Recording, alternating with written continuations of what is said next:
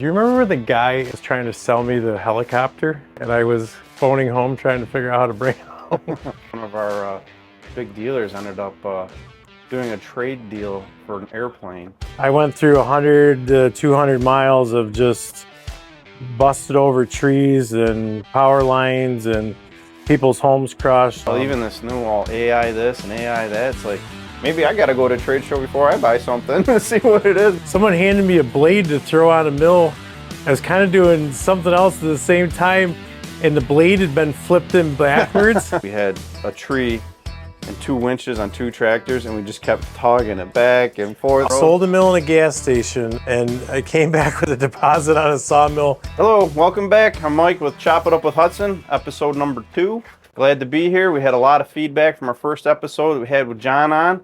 Now we have Tom with Hudson. Tom does our trade show coordinating. He does some deliveries. He does training. He's a wheelman. You're on the road a fair amount, and I'm sure there's plenty of different stories and things that we do. There's a lot of road stories. Tom around the world. It seems like every trip is a different adventure for one reason or another, but a lot of good people out there you meet. That's what we were talking about with John in the last episode. The people that we meet in this industry is just awesome. Yeah. A lot of cool people, a lot of traditional people, a lot of exciting people, and a lot of people have great ideas, and they get to use our stuff to use these ideas that I'd never even think of myself. Yeah, and some of them have nothing to do with Hudson. It's just interesting. When you asked me to come on this, I was thinking, do you remember the guy in California was trying to sell me the helicopter? And I was phoning home trying to figure out how to bring it home. Yeah. Yeah. No, it's neat the people you meet on the road. Well, Good people. It's funny that you said that. I do remember the helicopter deal. We actually had one of our big dealers ended up doing a trade deal for an airplane for a firewood processor. So he had worked his way to got his license, pilot license, and needed a plane and had the processor. And I'm not sure what they worked out, but yeah. That's an interesting trade-in. Yep. Never know. Yeah, I just remember the guy was $35,000 for a helicopter, and I thought that was perfect. But yeah, no, you do meet a lot. I don't know how much equipment you could carry if you were up in a helicopter. Might get you to the show quicker. Yeah, at least that one wasn't in Canada. I didn't have to worry about customs coming back. But yeah, so I do a lot of road training. All of our H360s, the Oscar 52s, Brutes, Brute EXT, Circle Brute, anything else we need training and trucking to the dealers. All right. Stopping and saying hello. That's something I do think's nice to be able to offer, especially to the different customers that we got, is on-site training. Not on everything. I mean, most of our equipment's super simple, easy to use, but having some of this more complicated with hydraulics and different pressures, and now we got the set works with computers. It's nice to be able to go over and take a second and train a guy. Yeah, and it's nice even stopping at dealers, making sure they're up to speed on the new technology we come through with, or so they can train a guy. New equipment. So what do you think your normal day-to-day trip would be? I mean, I know we always try to make the best out of our trips, especially if you're traveling far. You've done a bunch where you've done a trade show, stopped in at dealers, stopped at customers. How do you organize that? Well, usually before we head out to a show, we do take a look at what dealers in an area have equipment on order or need equipment, or if there's customer stuff. Sometimes we'll tie that together. Sometimes it's a miracle it all works together. Yeah, it's nice to make multiple stops on a trip. Usually when you leave a show, you're just ready to go home. So especially if you do multiple shows, by the time you finish that last show, it's hard to pace yourself because you just want to be home. But yeah, it's a little bit of a juggling to get everything lined up, and a lot of times it's a lot of last minute stuff works out. Yeah, you probably got to be a little quick on your feet to change. I mean, I've done plenty of shows myself too, and I know there's always times, there's always that one piece that you either forgot or don't have, or something might have malfunctioned, and you gotta figure out what you have to work on something or fix something real quick, or even the layout. Well, and even, you know, being we're so busy, a lot of times figuring out what you're going to take to a show, you make a great plan, and the last minute you're robbing Peter to pay Paul just to make sure that you got the right piece to take with you. But so yeah, it's a lot of last minute with a lot of early planning and last minute adjustments, and so. But that's what makes the shows tick, and good presentation. So, do you have a favorite show, or someplace you look forward to going Um, to when you're out there? Boomville's exciting. Boomville Woods Field Days. It's local. We see a lot of people that are local customers to us, and you see a lot of people from other states even that you've talked to, and or vice versa. You'll be at Boomville and you run into somebody at maybe Paul Bunyan or Louisville, or and that's always neat. They remember you. Hey, remember I talked to you about such and such. So that's kind of neat to run into the same people, you know, different side of the map. I've had a couple of favorite shows I've ever done. One of the most unique shows for a couple different reasons. We did a show back in, I want to say it was 2005 in Prince George, British Columbia, a logging show up there. But there was a customer who had bought a band blade sharpener from us, and they were having trouble getting adjusted, and they invited me over for dinner, and they ended up taking us around their 800 acre ranch. That was a phenomenal experience. It was just like that was really neat. All that, and they fed me a wonderful dinner. And a couple of Alaska have been pretty neat. So, and then on the East Coast, I was thinking about it this morning.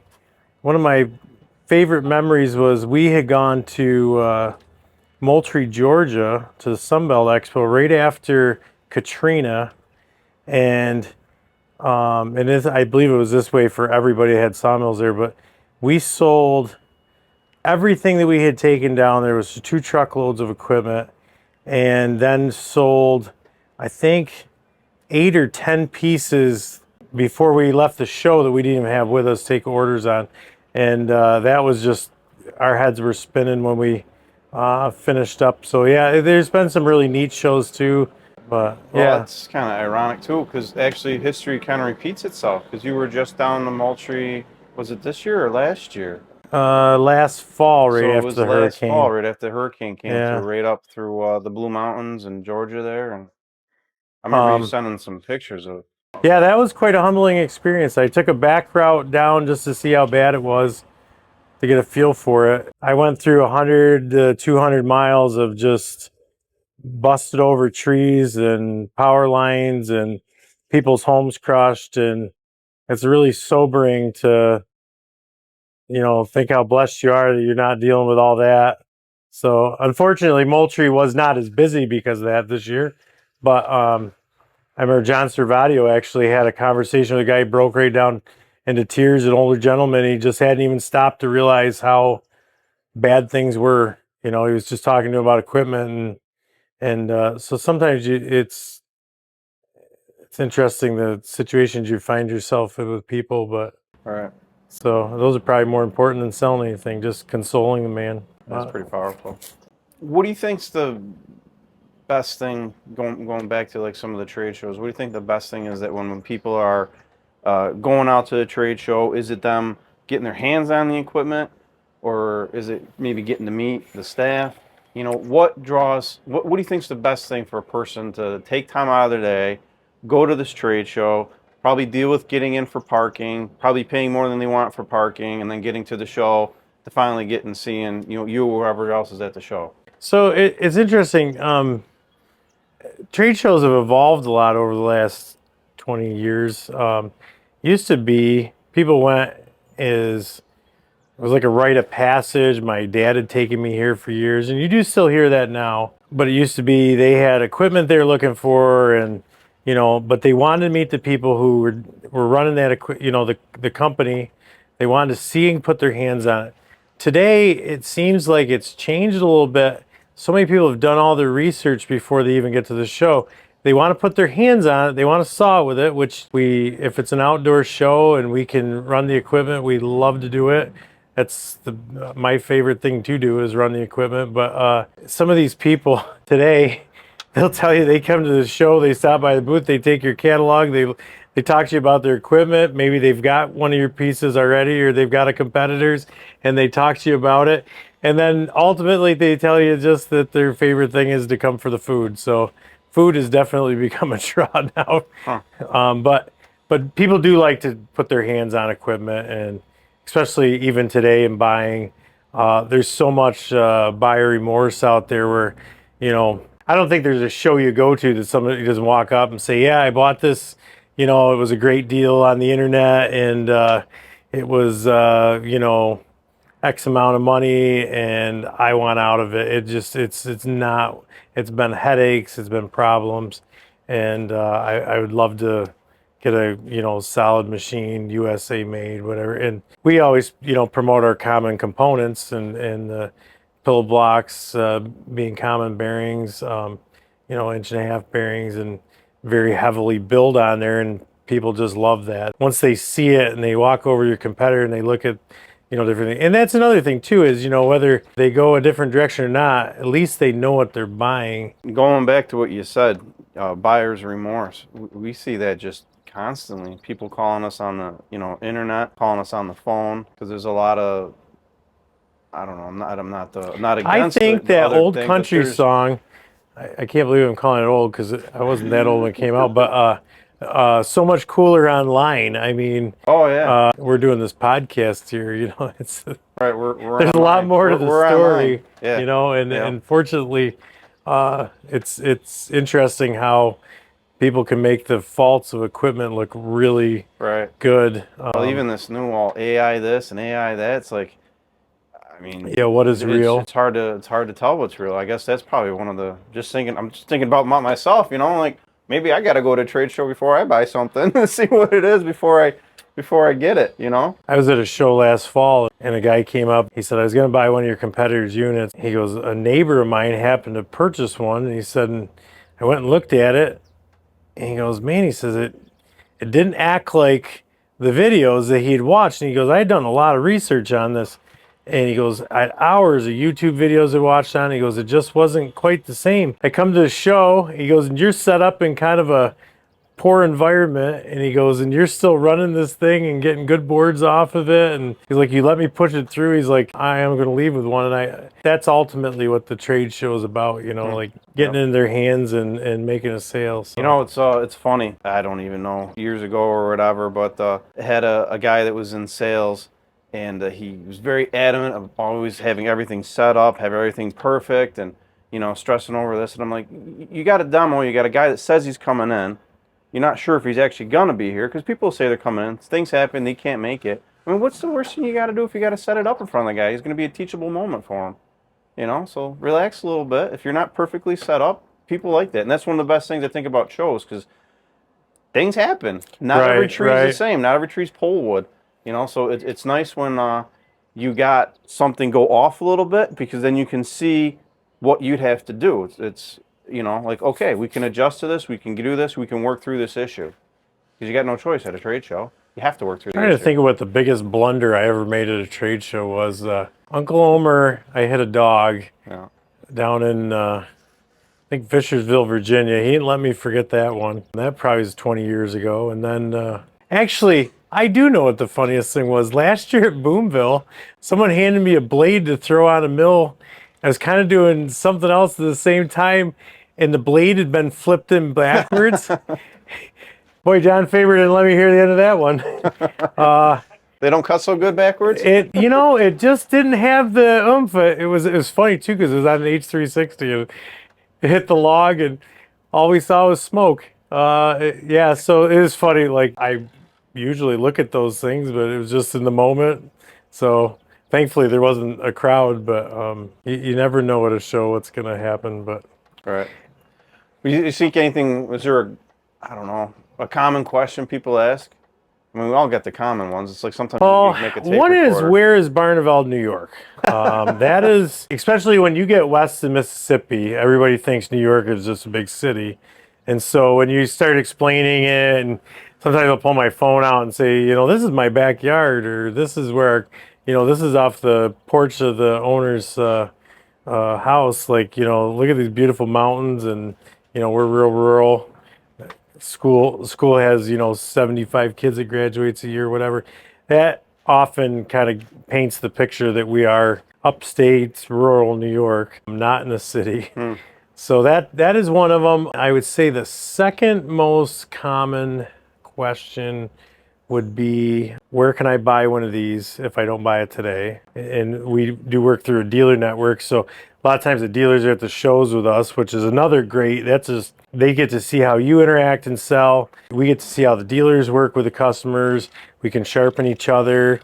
A lot of times there's things we don't realize the dealers are running into an issue with, or vice versa. We can put a lot of those fires out. So that'd be number two. And number three is, and this goes even to phone calls, how hard is it to push the sawmill? And there's many different ways it can be explained, but when you put somebody's hands on it, and back in the day before insurance was a problem, you used to let a kid push it through, and that was always a huge, oh my goodness, this is so easy. So that was always a good thing for us, be able to show that. Yeah, I've been asked that question a bunch of times, and I usually laugh at that one. Like, well, how hard is that? You can push that saw? And I'm like, wow, that's the easy part. You're moving the boards and the logs. That's where you're going to sweat. Yeah, last year we had gotten down to Moultrie, Georgia, and we had set up this beautiful booth, and John Servadio had flown down to meet me down there, and we were feeling really good about ourselves, and the guy shows up with the logs. Dear friend and customer of the company's, Melvin Hines, and his dad had supplied logs for us, but because they were all pine, they'd just been blown down in the hurricane. Yeah, we forgot that, I want to say it was like a 28-inch, 16-foot long log. He wanted 16-foot, 2-inch, I think they were 2x12s off of it. That's one heavy log. So sometimes it shows you don't know what you're going to get for logs, and so that is always, reminds people that there is still a physical part to sawmills, but it's not, the pushing part is not the trouble. So right. So I know our processor line that makes a little bit more heavier and bigger equipment that we have to bring out to shows. So how does that start changing up your trade show? Well, so Boomville, we try to get all of our processors there we can fit in the booth, like Tetris, and make them all convey someplace where you're not standing on the wood. It gets tricky. And then to stage the logs, and it goes through logs really fast, so you can go through a lot more and have enough logs that you're not coming up short. That's always fun. Sometimes it's you get as much as you can get. Other times you try to, only make a couple cuts with the processor. Further out shows, if there's not a dealer in the area that has a processor, we've been known to tow one in, and that jams up a truck pretty, a lot of a truck. So processors have definitely been tricky. So we actually, with our dealer down in Dublin, Texas, we did I think the first processor we've ever taken to a trade show in Texas this year. That was pretty exciting, and it actually, processor conveyor, David and Chrissy Seagate had made arrangements so we'd have it at the show, and it was a wonderful gamble. We had a lot of interest in it. So processor's been received very well. Right. It just is it's tricky to get them there, right. Get them out in the public. Is a firewood customer different than a sawmill customer? Oh, for sure, yeah. Although we've often sold to people that have, one of our sawmills or vice versa, and they'll buy another. The processors being there's so much more production, you get a lot of businesses that you're dealing with, and versus an individual for a instead of the individual. And then in the dollars, you're talking like our Brute Juniors, what, 22,000, 21,995, and it's when you're at a show and you're showing them a Hunter Sawyer for 2,500, or maybe even an Oscar 336 Pro at 10,000. Is a much lighter investment than when they're going after a processor. So, and then most guys buy a processor. At some point, if they don't have one already, they're looking at a conveyor too, so we do a lot more package deals with the processors. So when it comes to speaking of the processors, any recommendations on the training when you've worked with people on that? Because that's more of, you have to set up a time that they need to be there. So there's two types of people that buy processors. As far as It actually, I should say, even in sawmills, and like, I hope I'm not offending anybody, but there's people who are very equipment savvy that buy equipment, and there's people who are learning how to become equipment savvy. And so you figure out in the first few minutes of a training, somebody that's been around equipment and they understand it and they just understand the concepts.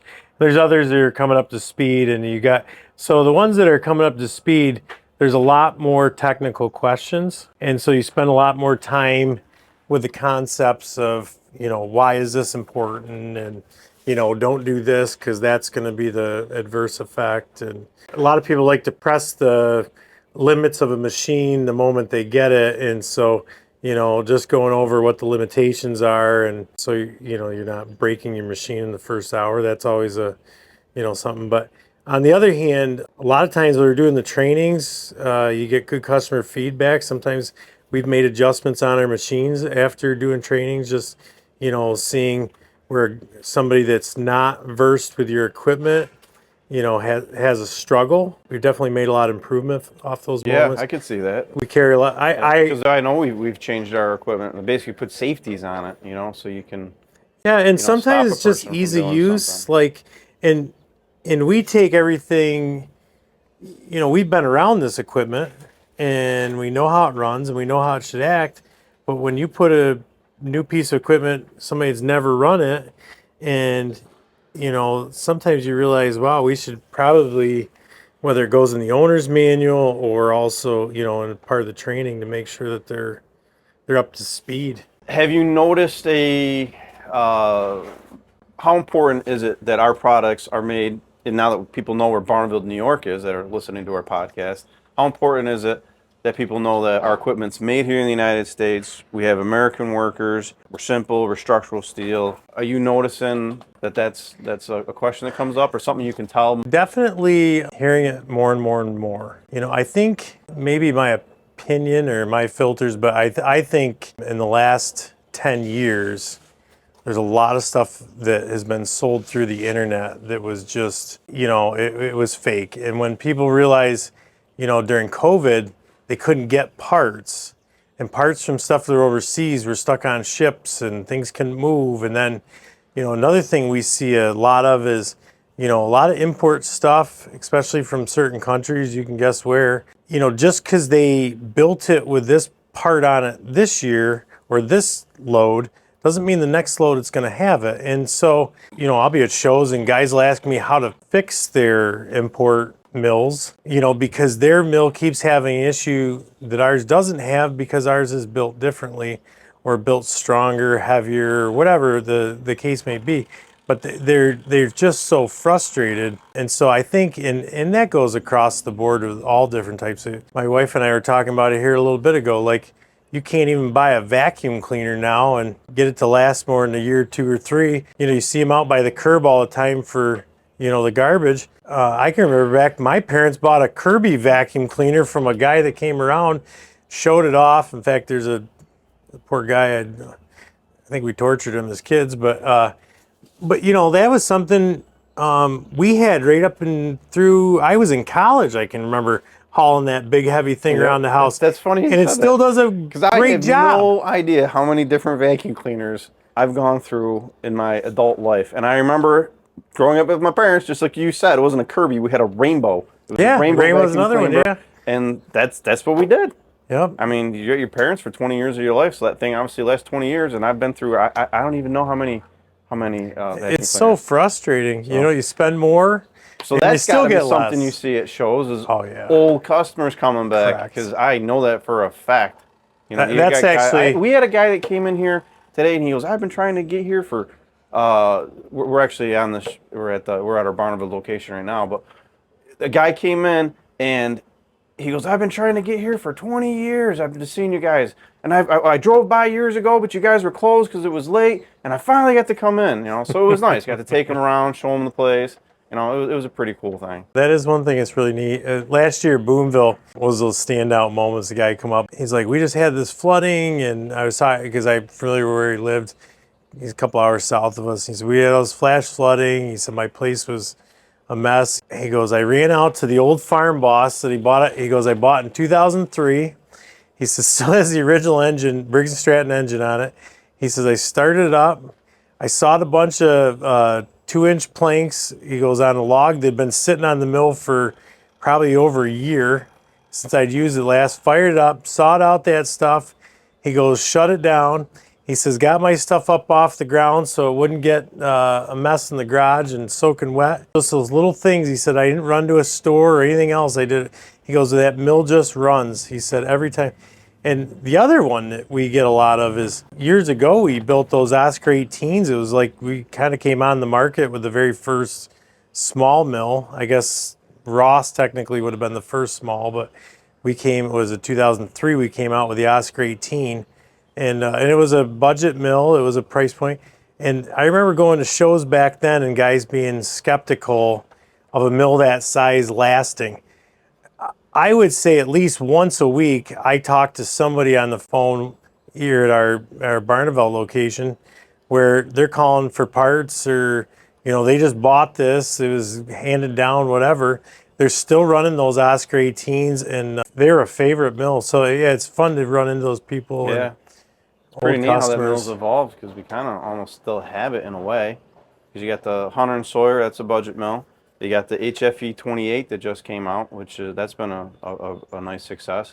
And then to keep with the original frame, you got the 528 Oscar. Yep. That's always been my favorite mill is the 28 Oscar. I remember back when we first built the 28 and then came out with the 18. I remember back then it was. A lot of people are really skeptical because we put an 8-horse engine on the 28 and a 5 or 5.5 on the original Oscar 18s. 5.5. And everybody thought there's no way.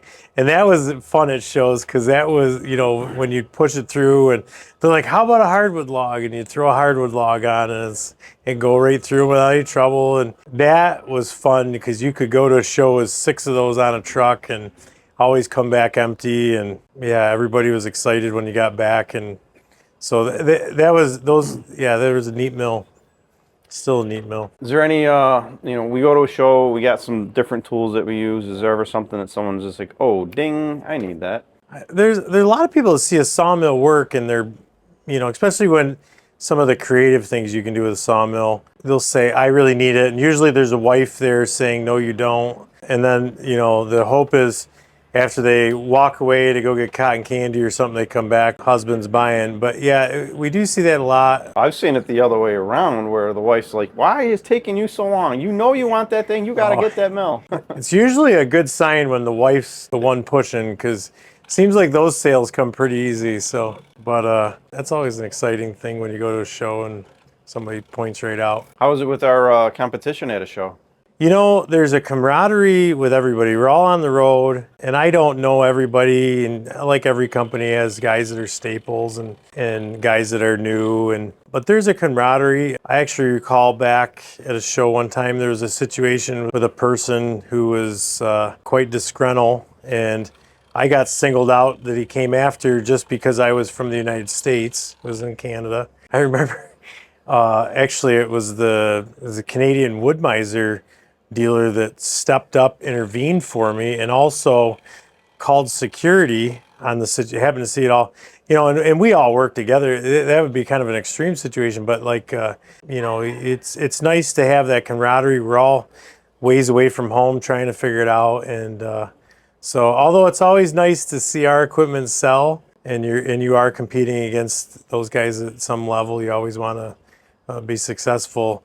At the end of the day, you're people, and you're still striving to see our industry do better and always for better equipment. Yeah, work together with people is better than working against people. Yeah, I could definitely see that on the road too. I'm sure just driving the interstate, there's everybody's doing the same thing. Everybody wants to get home safe, And that's something you will get people to come up to you at shows and they immediately start, bashing the competition for one reason or another. And that's just not us. That we don't try not to stoop to that level. It's we like to keep it positive. Everybody has their highs and lows. Everybody has that piece of equipment that came off that they wish they never built. It just didn't work out right or it was a bad day. But on the other hand, we do strive to build quality equipment at the end of the day and use those kind of situations to sharpen us. But yeah, it's we do love the competition that the other companies bring to us, and it keeps pushing you forward to do better. Right. You know? So I know we got some new, I don't know, up and coming shows that we're working on, things that we're doing. I know the new Homesteader Shows seems to be a lot of good interest, and people are kind of excited. Awesome people. If you're watching this and you're from a Homesteader show, you're my kind of people. I enjoy them, but it's usually a very unique format at a Homesteader show if you've never been to one. There's a lot of teaching, there's a lot of seminars. Yeah, the connection you make with those people. And one other thing I would say about a Homesteader show, it's neat to see kids, of all ages, that are as intently asking questions as the adults about your piece of equipment. And like trying to understand it, trying to figure out how it can benefit their homestead or, whatever they've got doing, whatever small business. How can it, help them create an income or save them somehow? And that's really encouraging. It's neat to see the younger generation getting excited about it. Yeah, Homesteader shows, they're interesting. They're not usually in cities or big metropolis areas. But they pull a good quality people there. So I know it's our summertime, so we're a little bit of a break for you, so you get a little bit of relaxing time. Yeah. When are we back up, or is that Woodsman's? Is Woodsman's? Woodsman's will be the first big. We got a couple dealers that are doing some shows. Priest River, that timber show out there is going on here That's this up in month. Idaho, right? In Idaho. Yeah. And I got a great dealer up there doing it. There's another show, Crawford County Fair in Pennsylvania, that's coming up just before Boomville, so like 16th through the 24th, maybe. I could be wrong on my dates in that, but well, you can check us out on we've got a dealer out in Western Pennsylvania that does and that's a monster fair, very heavily attended. He puts a nice booth on out there. Then we'll be Boomville.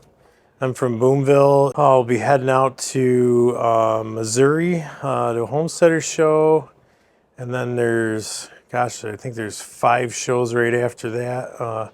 Back to back, including Paul Bunyan, London, Kentucky Wood Expo. We got a dealer there. He's been doing that show for like 25 years or something. I can't remember. I think he's on like a first name basis with him there. So phenomenal dealer, Dave Yoder. He's done very well for Dave's Sawmill Sales. So nice. So I'm sure people will see you around other places many times. They're going to see you on the road. See you on the podcast now, so this is new. Yeah, something different. So and hopefully be getting some more footage from some of the shows to send back and get posted on social media. Yeah, maybe some more customer interviews. We probably haven't done enough with that, and in the past, that's something I know we're working on doing at the shows. So hopefully you'll be seeing some of that work. Yeah, that's nice. I mean, there's a lot of good things about the internet. I mean, because that's real. I mean, you just have to somehow sort through what's on the internet and what's real, what's not real. Not that people are trying to do anything wrong. We're not going with that direction. It's just a lot of times hard to tell. It's just sometimes we don't get the whole story, or we get the snippets. Like, it seems like at least once a week you talk to somebody, especially at shows. It happens, it seems like multiple times. You'll talk to old customers that just have these great stories they tell, and that's really exciting. I know last year I was doing a training down in West Virginia. The fella had bought in 2012 one of our very early Hunter sawmills. In fact, it must have been one of the first. And I want to say he's on his like 3rd engine on this sawmill. He's built 7 cabins, and if I understood it exactly correctly, he would develop the property, build the cabin, sell the property with these nice sized cabin. I think they were like 500-600 square feet. He built 7 of them. On his 7th one, which he was working on when I got down there to do the training, he had ordered an H360 loaded right up. He says, I figured at the 7th cabin I deserved to step it up. And he just did that as a part-time thing, nights, weekends. It was kind of a hobby thing. He told me that story. He still had he'd built a little shed for the Hunter, but it just goes to tell you, Guess he's gonna have to build a little bigger shed now, huh? Yeah. It was funny. Somewhere there's some pictures, and you see the little Hunter dwarfed in the background from that mill. But But he said, you know, like that mill just ran and ran and ran. He said, and just always sawed very well. He goes, he has neighbors that come over and have him, you know, saw specialty things because he's way more accurate than the commercial mill, just because, you know, like specific sizes and shapes there, he could really, you know, pushing it through by hand, see it, and it was pretty neat. So those are the kind of people really neat to talk to. And the 52s, that's when you get an Oscar 52 customer, they're unique, you know, because they're usually doing something that nobody else is. And I had a training last year in Arkansas where the guy he had a commercial production mill and he was using the 52 to cut the bells off the end of cypress trees. So with the training, I show up there and he's measured out a 52-inch bell. And, you know, that's not usually what you want to do a training on, is the biggest log you can find. But we got it all set up and we ran it through and pretty much we had to saw the bells off that trumpet, so to speak. And he was really excited about it. But I think they've been doing it with a chainsaw. Yeah, I remember you sending pictures of it. That was huge. It was a monster piece. He had logs in the piles. I mean, he had piles that were probably 30 foot tall. He had logs in that pile that had to be 60 plus inches. He said, we're still gonna have to knock those ones down with this. There's a lot of 52 to 42s, and it was pretty neat. That was a neat stop, and he had a neat place, his huge production mill back in the middle of nowhere. So it's neat to connect with those customers and see what they're doing with it, and it's always fascinating. Another 52 I did a training on this last year. The guy had a slabber mill. He bought then a 52 as well, just to do specialty cuts, and they had so much business they could keep two mills running. So it's pretty neat to see the different, you know, setups and markets these guys find and how they're able to, you know, sustain it and make these mills pay for themselves. Oh, that's definitely important. I mean, we went over that a few times. You know, you got like the firewood processors. It's like, you know, like how does that, you know, it blows my mind, some of the costs on some of these things. But then you do the math. You know, okay, if this thing can produce X amount of cord per hour, I only got to run it this many hours a week to make its payment, and the rest is gravy. Pretty sweet when you can look at your balance sheet at the end of the year and realize this mill's paid for itself over and over and over again. And processors too. Processors, I think, can do it even quicker, and so that's really neat. But again, you know, you got to have all your ducks in a row. But it's neat to talk to somebody and say, this is, you know, I make my livelihood on, and Right. and make a good, honest living. And Yeah, I'm one of those firewood people myself, and you know, I like doing the firewood. I mean, sure, I could, you know, have someone get me a firewood, but I like doing my own. But just the cost savings I've had in that easily pays for my splitter. It's simple. one thing people do ask is why we don't bring the winches and do the shows with them a lot. I've gotten that many times as a We question. need to get more winches to shows. And that's something, yeah, we are working I know on. we do bring them to a lot of shows, but the hardest part, I think, with the winches is if you just have, and we have the winches on display at, I think, a lot of the shows, but if it's just a winch on display, like, you can't really see what it does. Right, But that until means you you got to get see a it. tractor to go with it, or a skid steer, you know, something. John Faber did that demo last year where he showed how the winch worked with a landowner group New York State Forestry Association landowner group, and like you could just see in the pictures that people totally connect with how those winches work when you see it in its element and it's pulling out the tree. And that's really where the winches accelerate. Right. You know, when you can see it. Even on the indoor shows, we've done the videos in the background, and it just doesn't do it justice till you see your tractor just sit there and suck it up. It's a tree twice as big as you ever think of grabbing. So. Right. Yeah, no, it's amazing once you get in the woods and start using one of them winches. Then all of a sudden it's like, oh man, how did I do this before without one of these? I logged my own property with a 55M and a John Deere 3020. I don't know, during COVID. I've always just used a tractor and 3-point hitch, and it was amazing how much less I beat up the tractor and then what I was able to haul out in a skid. Well, how much less did it beat up your woods? And in the wintertime, being able to smooth off your roads with a winch, like pan them off, just like you're smearing butter down, they'd freeze down, and a tractor just rides like on a super highway out there. Yeah, and just cleaning up after you get done, you just, whether you got a mud hole or something, you just put the winch down and it just smooths it all right back over. It would be neat to take more winches to shows, but just being able to show their true benefit, that is tricky at a trade show. Right. I remember we had that tug of war. This was years ago, but we had a tree and 2 winches on 2 tractors, and we just kept tugging it back and forth. Oh, and we made that's a right. Ditch. We ended up making a whole ditch. I'm like, uh-oh. Where was that? I remember the ditch. Yeah, well, we did it up at Wisman's, and then we did it here, I think. We did it here for dealer training. That's right. Yep. I forgot about the tug of war. Yeah, and then we made them cones that kind of saved the ground. We got a little bit smarter. We cut up an old propane tank or something like that and made a little cone. So then we could go to a trade show and start pulling them back and forth without destroying the property. Apparently the fairground didn't appreciate the new.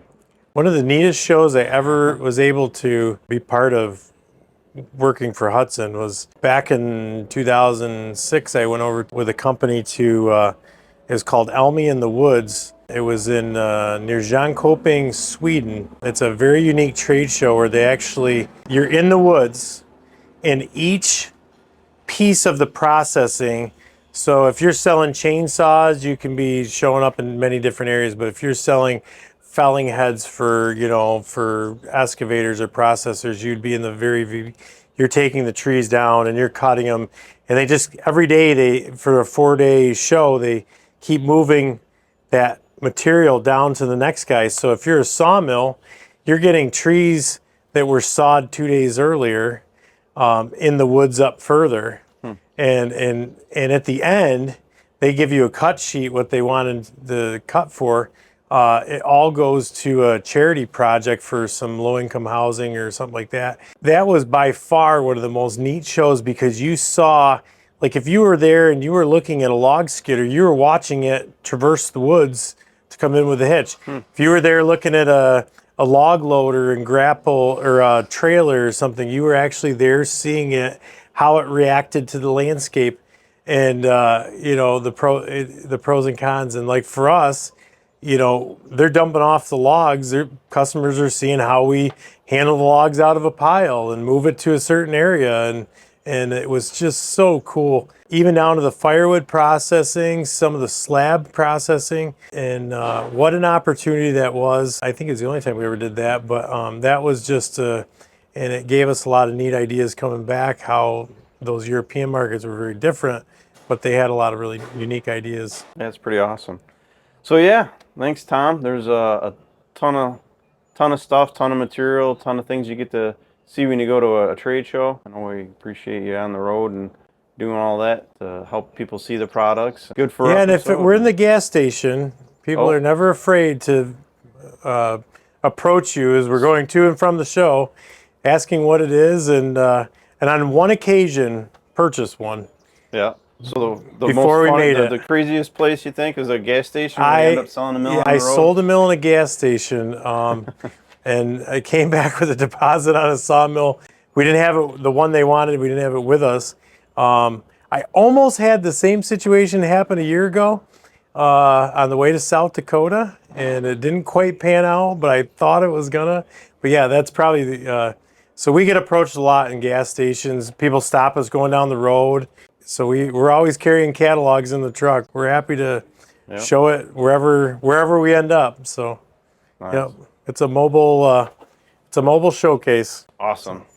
All right. Well, thank you, guys. We'll see you next time on Chop It Up with Hudson. And I guess that name's what we're sticking with. Yeah, Everybody didn't seem to have a problem with it, so it's Chop It Up with Hudson. sounds cool.